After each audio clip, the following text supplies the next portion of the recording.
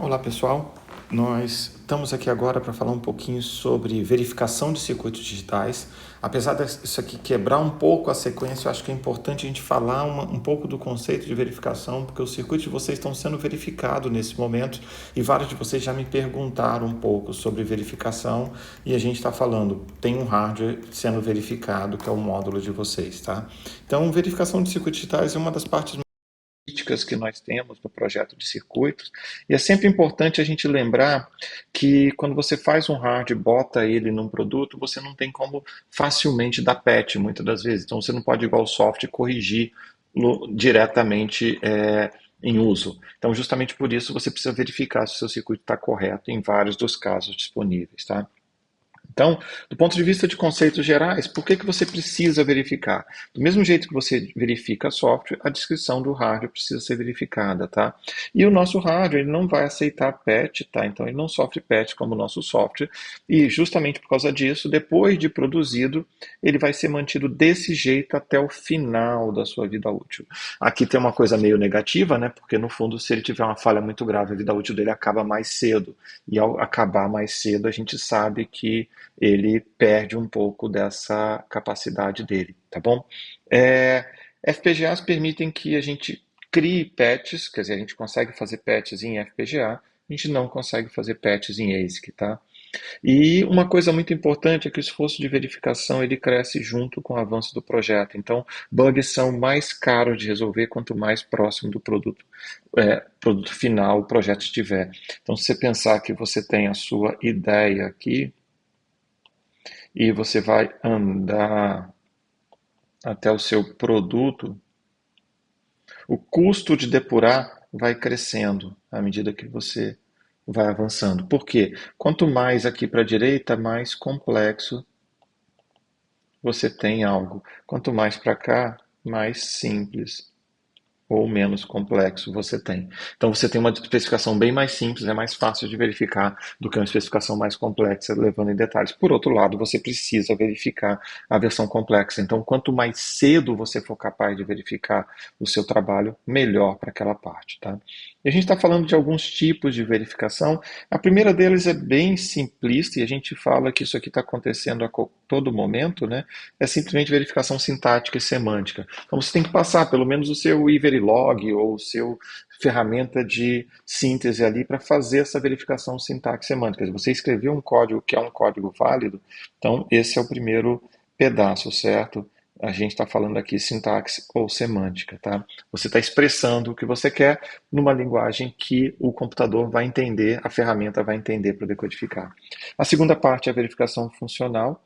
Então você quer verificar as funcionalidades, logo depois verificação formal e verificação de temporização, que a gente vai voltar nessa aqui mais tarde para vocês, tá? Então, verificação de sintaxe semântica. Você vai verificar se aquele código, aquela descrição de hardware, por exemplo, VHDL, Verilog, System Verilog, está correto do ponto de vista da linguagem. Imagina que você escreveu module e você esqueceu o U aqui. Então, isso é uma falha de sintaxe. Então, ele vai reclamar para você, tá? Essa é a ideia geral. Ele só vai fazer isso. Então, você tem as ferramentas mais básicas que fazem a compilação. Existe uma ferramenta, um tipo de ferramenta chamado linting. Linting é uma ferramenta muito legal, existe para múltiplas linguagens, então sempre que você for escrever algo em alguma linguagem, procura para ver se não tem um linter dessa linguagem.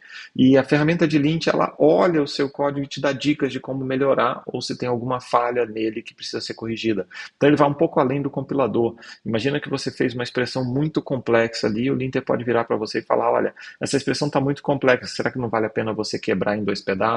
Ou o seu código está muito grande, não vale a pena quebrar em pedaços, em módulos e coisas assim. Então o linker faz esse tipo de coisa. Ferramentas vão fazer checagem de tipos para você, quando existia esse conceito de tipos ou conversão. No nosso caso específico de Verilog, o Verilog é muito fracamente tipado. Então, o que significa isso? Significa que a gente não vai conseguir pegar muito dessa funcionalidade de tipos aqui, e essa é uma das fontes bem grandes de bugs que a gente tem. Então, se a gente avançar para System Verilog depois, a gente começa a ver que isso pode ser corrigido mais em System Verilog, um pouco mais de verificação. E a gente também pode usar assistente de IA. Para vocês que estão no VS Code, dá para tentar usar o Copilot e pedir para ele dar um feedback sobre o seu código. Isso é bem interessante e a gente consegue aprender muito também com essa parte de assistente de IA, tá bom? A próxima parte é a verificação funcional. A gente vai testar se o rádio faz exatamente o que o projeto especifica. Tipicamente, a gente vai usar a simulação para verificar se os sinais, registradores, módulos reagem corretamente a entradas variadas, né? E é muito comum no projeto de circuitos integrados. Aqui, a gente vai ter mais detalhes depois, mas a ideia é o que vocês têm feito. Vocês sempre fazem um módulozinho, que é esse módulozinho vermelho, e aí você vai pegar um outro módulo que a gente sempre chama ele de TB, e esse outro módulo ele gera entradas, lê as saídas. Tipicamente as saídas de vocês vão para um arquivo, né? Tá? E aí a gente tem alguém que olha esse arquivo aqui e verifica. Tá? Então é isso que a gente faz aqui. A gente vai fazer isso tipicamente com simulação do RTL. A gente pode fazer teste de unidades. Então o que a gente está fazendo no caso de um módulo de vocês, muitas das vezes tem muita cara de teste de unidade. E a gente vai fazer também teste de integração dos módulos. Agora eu quero ligar os módulos para ver se um funciona junto com o outro. Imagina que você fez um componente aqui que ele tem um protocolo, ele precisa falar nesse protocolo, você coloca outro componente que tem que falar nesse protocolo e essa fala dos dois tem que ficar correta, eles têm que saber falar entre si. Essa é uma das características importantes para a gente aqui nesse momento. Tá? Bom, próximo passo, outro tipo de verificação é verificação formal. Isso aqui é um pedaço, verificação formal é uma das coisas mais pesadas que tem, tá? Ele vai usar propriedades matemáticas do seu circuito, do seu sistema, certo? Para ver se o hardware verifica essas propriedades sem simular todas as entradas possíveis. Tá? Tipicamente, a ferramentas de verificação formal fazem o que a gente chama de prova automática de propriedades e procuram contra-exemplos certas situações onde o circuito falha. Então, esse é um ponto interessante. Eles vão tentar te demonstrar pedaços dele onde o seu circuito não está funcionando bem. Tá? É muito usado para verificar questões como segurança, deadlocks e invariantes críticas. Por exemplo, você pode decidir que você quer fazer uma verificação formal para, de repente, demonstrar que tem uma porta e que o circuito daquela porta não fecha a porta se o sensor indicar que tem alguém presente ali no meio do caminho, certo? Quer dizer, para a porta não esmagar essa pessoa. E você acha que é um fator crítico, realmente está envolvendo a vida de pessoas, então você quer fazer um contexto onde tem uma verificação formal ali, tá? Precisam de outros tipos de ferramentas, então você precisa de ferramentas específicas e também questões extras para descrever a invariante. Então você precisa descrever a invariante de outra forma ali, como algo para você, tá bom? Próximo passo, verificação de temporização. Esse aqui a gente não chegou nesse momento, mas a gente vai começar a falar sobre parte de temporização. No fundo, o hardware de vocês não estão tão preocupados com o tempo nesse momento, vocês vão começar a ficar preocupados com o tempo daqui a pouco, tá? O que que significa? A gente deu uma ideia quando falou de máquinas de estados, então aqui é um momento para a gente poder falar com você sobre temporização. E se você tem um clock que tem esse período aqui marcado, tá? Então esse é o nosso período. O nosso problema aqui, o problema que nós temos nesse momento é virar e falar para você: será que o circuito que eu desenhei, aquela caixa que eu desenhei, é capaz de pegar as entradas, gerar as saídas, usando exatamente a temporização disponível? Lembrando que tem aquela questão de flip-flop, tempo de setup, certo, do flip-flop, todo o tempo de hold do flip-flop. Então, cada um desses tempos tem que ser levado em consideração. E além disso, você precisa cumprir o período. Então, você precisa ser capaz de responder tudo num período de clock, tá? Ok? Então, nesse sentido, você faz uma verificação para poder conseguir encontrar esse cenário, tá? Bom, só para trazer o contexto de verificação para vocês e tentar dar a visão geral aqui, nós temos uma questão que tipicamente nós temos alguém aqui que é chamado de driver, no caso nosso em português, talvez de gerador. Ele gera estímulos, então ele está gerando valores aqui, olha, para o que a gente chama de Device Under Test, que é o nosso DUT. O que é o DUT? É o dispositivo que a gente está querendo treinar, que a gente está querendo testar. Tá? E o DUT gera as saídas dele. Tá? As saídas dele vão para um monitor e esse monitor envia exatamente alguma coisa para o checker, que é o nosso verificador. É comum também essas entradas aqui podem ser enviadas ou para o DUT ou para o verificador de alguma forma, tá? Mas uma outra forma de pensar é que o checker manda comando, tá? Então aí o nosso DUT, o nosso driver gera esse comando no formato ali e o nosso monitor pega a resposta. Então você pode pensar, suponha que aqui em cima você tenha uma ALU, quer dizer, uma unidade lógica aritmética, e ela receba como resultado, certo? Ela precisa receber um campo que é a operação, e ela precisa receber o valor 1 e o valor 2. Então, nesse cenário aqui, não necessariamente você precisa chegar aqui, pegar esse valor e mandar para cá ou para cá. O que você pode ter também, uma outra forma, é você ter, nesse caso aqui, o checker falando para você, eu quero que você calcule V1 mais V2.